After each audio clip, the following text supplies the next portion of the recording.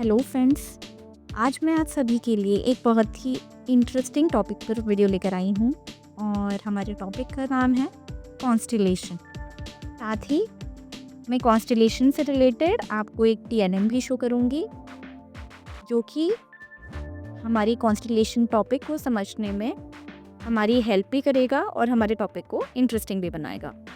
तो बिना देरी किए शुरू करते हैं अपना टॉपिक शुरू करने से पहले मैं आप सभी को सबसे पहले बताना चाहूँगी कि कॉन्स्टेलेशंस हैं क्या।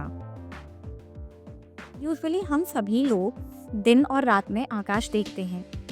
जब हम रात में आकाश देखते हैं तो हमें आकाश में क्या दिखाई देता है?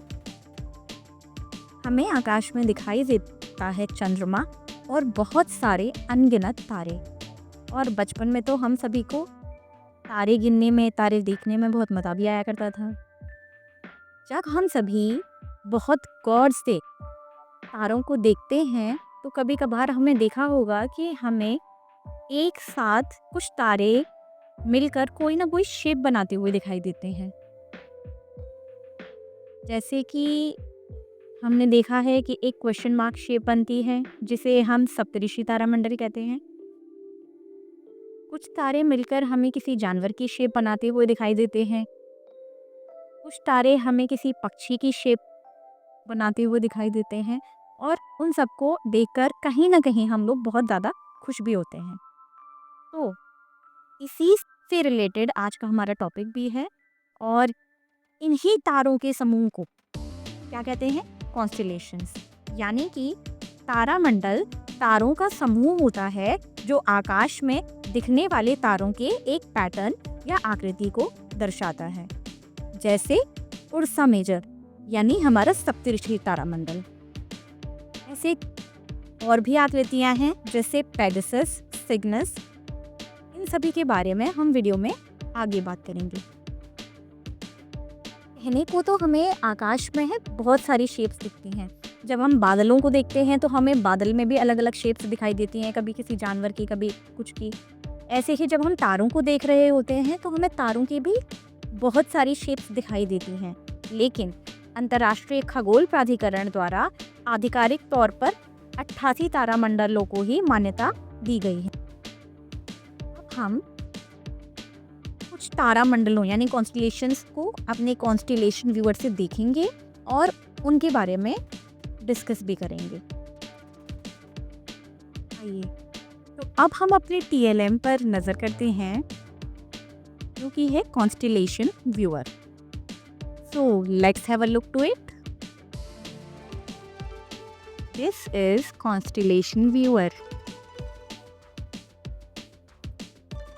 तो हमारा सबसे पहला जो तारामंडल है, देखिए वीडियो में, This is Pegasus.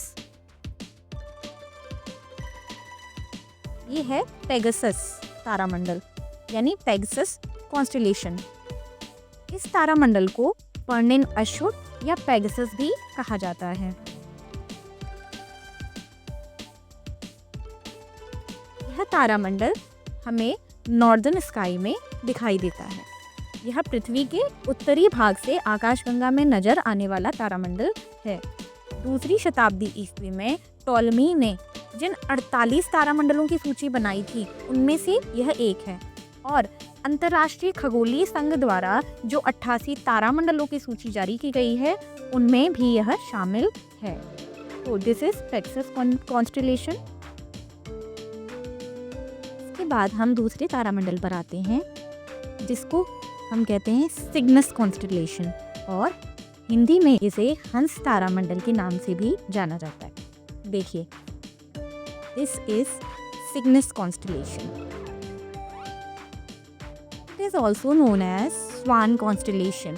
उत्तरी आकाश में एक उड़ते हुए हंस या एक बड़े क्रॉस के आकार में दिखता है जिसमें डेनेब नामक चमकीला तारा पूंछ की ओर होता है और यह गर्मियों एवं पतझड़ में मिल्की वे के साथ दिखाई देता है।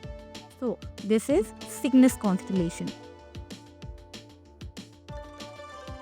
इसके बाद हम अगले तारामंडल पर आते हैं। का नाम है स्कॉर्पियस कॉन्स्टेलेशन। इसे हिंदी में वृश्चिक तारामंडल भी कहा जाता है। ये देखिए वीडियो में, दिस इज स्कॉर्पियस कॉन्स्टेलेशन।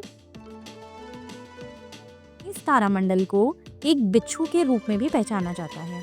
यह राशि चक्र में एक बड़ा तारामंडल है जो अपनी विशिष्ट एस आकार की आकृति और एक बिच्छू के डंक जैसी पूंछ के लिए जाना जाता है। इसमें लाल तारा एंटोरेस इसका सबसे चमकीला तारा है जो आकाश गंगा यानी मिल्की वे के केंद्र के पास स्थित है और गर्मियों में दिखाई देता है। तो ये है हमारा स्कॉर्पियस कॉन्स्टेलेशन।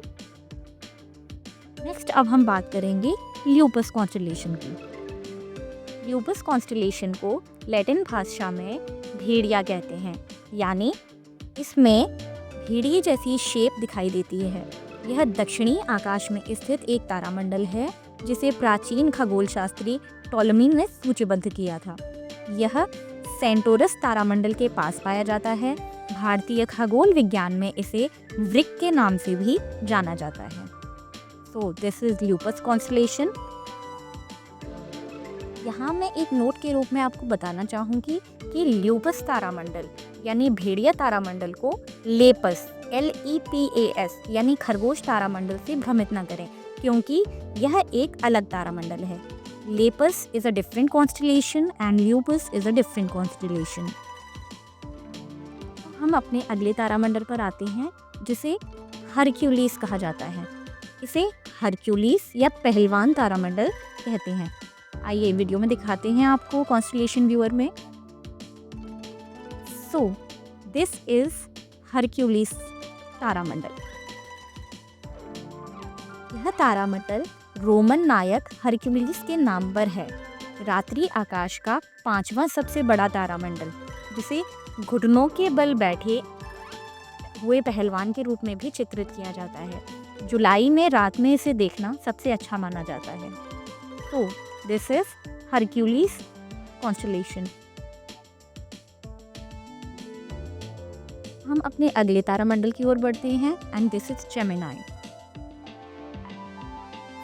हिंदी में मिथुन तारामंडल भी कहा जाता है। मिथुन राशि चक्र की नक्षत्रों में से एक है और उत्तरी आकाशीय गोलार्ध में स्थित है। यह 2री शताब्दी ईस्वी में खगोलशास्त्री टॉलमी द्वारा वर्णित 48 नक्षत्रों में से एक था और आज भी जो 88 आधुनिक नक्षत्र हैं उनमें से एक है। तो this is Gemini constellation. Constellations का ये अद्भुत नज़ारा हमारे कॉन्स्टेलेशन व्यूअर से देखने में और भी अत्यधिक इंटरेस्टिंग लगता है। आई होप आप सभी को यह जानकारी रुचिकर लगी हो और ये आप सभी के फ़ायदे के लिए साबित हो। You found this video knowledgeable for you, please subscribe our channel and press like button.